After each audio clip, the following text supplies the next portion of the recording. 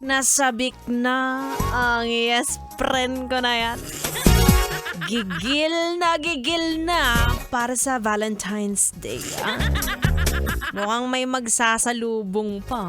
Taray, parang New Year, may putukan. Mga yes friend, I am back. It's me, Ganda Wanda. Kasama niyo pa rin dito sa 101.1 Yes FM. And ito na nga, lamangan na naman ng ganda bukas, Ilang bulaklak kaya ang mamumukadkad? Puno na naman ang mga coffee shop at ang mga pulang building. Yung pulang building, yung may mascot, kayo talaga.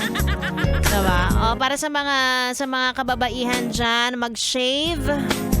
Kasi hassle kapag maraming buhok. Hassle yan kapag naka-shorts ka.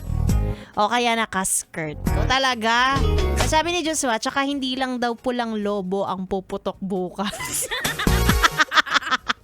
Fireworks. Ayan, malinaw na malinaw. Kasi marami naman talaga nagsi-celebrate bukas, di ba?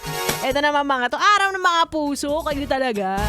Para naman kay kuya, paalala, magupit ng kuko.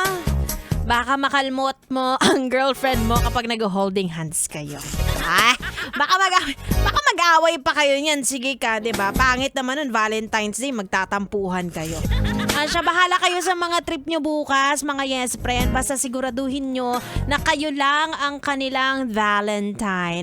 Okay? Marami namang signs para malaman mo kung ikaw lang ba talaga. Diba? Isa sa mga signs dyan, yung kapag nag-my day siya, pagkain lang ang ipopost. Uy, kasama mo ako? Ba't hindi mo ko sinasama sa story mo, Sasabihin mo ba private kang tao? Puro memes ang sinishare mo sa Facebook. Diba? Kung ipopost ka man, nakatakip pa yung mukha. Akala mo soft launch, pinagmukha ka pang suspect, nakakaloka kayo. Sabi ni Joshua, check nyo rin baka sa 15 may i-date pa. Baka extended po ang kanilang Valentine's Day. Kaya bantay-bantayan, diba? Kung ganyan lang din naman, maigi pa na mag-isa ka na lang.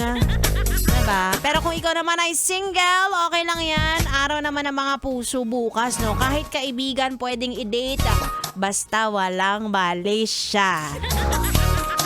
5 seconds date, walang mali siya. Friendly date lang.